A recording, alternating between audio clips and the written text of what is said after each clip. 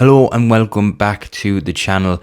It is Wednesday and that means that we must look back at all the action from day 6 of the 2026 FIFA World Cup. So here it is. This is the World Cup recap. The first game of the day was between France and Senegal. That finished 3-1. After a very cagey opening hour, France got their campaign underway in emphatic fashion. There was a small bit of controversy when Kylian Mbappé was denied a stonewall penalty for a foul that he received from Sadio Mane inside the box. Luckily for him and the referee, the French superstar managed to score 4 minutes later, so it put a quick distant memory to that whole VAR debacle.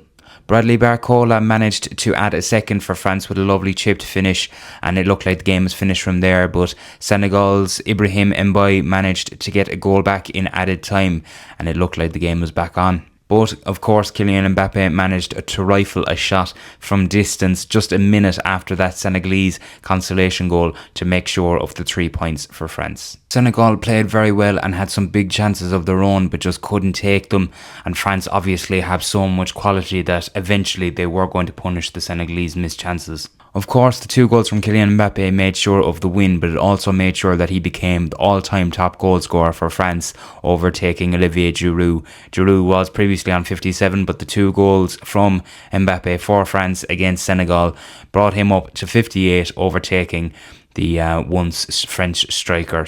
So the second game of the day was Iraq against Norway. Norway winning 4-1 in that one. Haaland announced himself on the world stage, scoring 2 very Haaland goals, it has to be said. The second one, the first one was just him being kind of poaching inside the box, waiting for the ball to come in from the left, and he went in the 6-yard box and poked it home. And then the second one was just pressure on the goalkeeper. It was a poor mistake from the Iraq goalkeeper, but Haaland managed to track him down and block the pass out, I suppose, and it bundled over the line from there. So as I said, 2 very Haalandish goals for Norway and the man from Man City. Iraq scored just their second ever World Cup goal in a game that was totally dominated by Erling Haaland and Norway. The third game of the day then saw defending champions Argentina win 3-0 against Algeria. It was a game that kind of dominated headlines for one reason and one reason only: Lionel Messi scoring his first ever World Cup hat-trick and becoming the first player to play in 6 separate World Cup tournaments. What can you say about him, really? He's just the greatest of all time, isn't he? I think the one thing that I always kind of notice, he's 38 years old now, and the one thing that I kind of notice a lot of kind of seeing clips of him playing with Inter Miami, and even when he does play with Argentina on the international stage, is the fact that he's coming into his later years, he's developed his game in the kind of way that he only needs to appear in the important moments. So when Argentina are kind of going forward, he just kind of springs into action and does kind of the unthinkable moments. I was working this morning at 7 o'clock, which is part of the reason why this recap is coming out a bit later today. But I was in early in work this morning and I looked at my scores app just to see what the score of the game was this morning when I woke up, and I saw Argentina 3, Algeria 0, and I just thought to myself, no, he never did he? And of course went in, and then I saw that he scored the hat-trick, and to be fair, you get a bit of an adrenaline shock, but I don't know why anybody is shocked, because it's just kind of something that he has just found himself doing all the time and has proven basically why he is the greatest player to ever play the game. I remember kind of thinking back years ago and I always say to myself that I wish I was born in a different era of soccer where I'd like to see like Zidane and Ronaldinho and kind of the older Brazilian players like R9, and just to see them a bit more. And I feel like maybe our generation of soccer as a 25-year-old maybe wasn't the best in the world that we could have asked for, but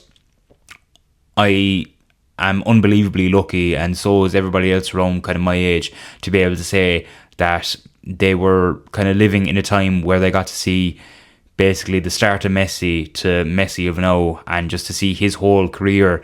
And to be fair, I wouldn't change that for anything. I think if I was only about 5 or 6 now and I was watching kind of football and I didn't really know who this Messi fella was, and then realised years later how good he was, you'd be fairly sick not to see his career pan out the way it has in person. So I have to say I'm very glad that I did. But that was a great win for Argentina as they kicked off their defence of the World Cup against Algeria. And the fourth and final game of day 6 was Austria against Jordan, which was a 5 a.m. kickoff Irish time, which was absolutely insane. As I said, when I was working at 7 o'clock this morning, the game was actually still going on, which is crazy. I'm not a big fan of these World Cup start times, but it was Austria's first time in a World Cup in 20 years, and it was Jordan's first time in a World Cup ever. Austria went out that one 3-1 winners, where it was a fairly even enough game from what I could see. Possession stats, shots on goal, all that fairly similar, but I suppose Austria just have that slight more bit of class in their squad. The likes of Marko Arnautovic is still kicking about, and Marcel Sabitzer and a few of these other lads, and they were just a bit more clinical than Jordan. Jordan actually scored a lovely goal to equalise in the game, but Austria were able to turn things back around in their favour and go out 3-1 winners. So going into the games for tonight, of course, Portugal are playing the Dominican Republic of Congo, meaning that Cristiano Ronaldo will become the second person to play in 6 separate World Cups. I know it's purely luckily the fact that he becomes the second and not the first. Lucky in terms of when the games of the fixtures and the groups, that it was just pure luck that he becomes the second, only if less than a day after Messi. But I kind of tweeted about it this morning that it was fairly fitting, because Cristiano Ronaldo will always be second in that conversation between himself and Lionel Messi. England play Croatia as well, another one. England get their campaign up and running. Another year of the English fans talking about the be-all and end-all of football coming home. Croatia stopped them from going to the World Cup final in 2018, so we'll see. Croatia are always a sticky team. Their squad is fairly aging now at the moment, but they'll still be tough opponents for England. Ghana play Panama, and Uzbekistan play Colombia. So yeah, that's day 6 of the World Cup recap. If you enjoyed the video, make sure to like, subscribe and share the channel to somebody who you think would enjoy these World Cup recaps. I will be back with a weekend preview of a lot of action that is going on this weekend, along with the World Cup recaps, which I am hoping to keep going every single day of the tournament. So until the next video, I'll talk to you later.